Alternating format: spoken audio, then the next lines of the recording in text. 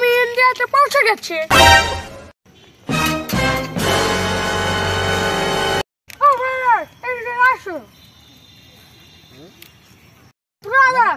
কি আছে? এটা গোমাতার পায়খানা। এটা আমাদের পূজাতে কাজে লাগে। এই প্রণাম করতে হয় একে।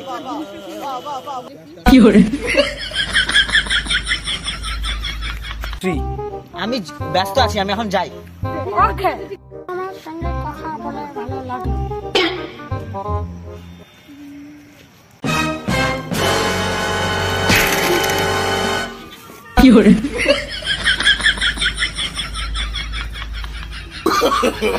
No, no, no, no.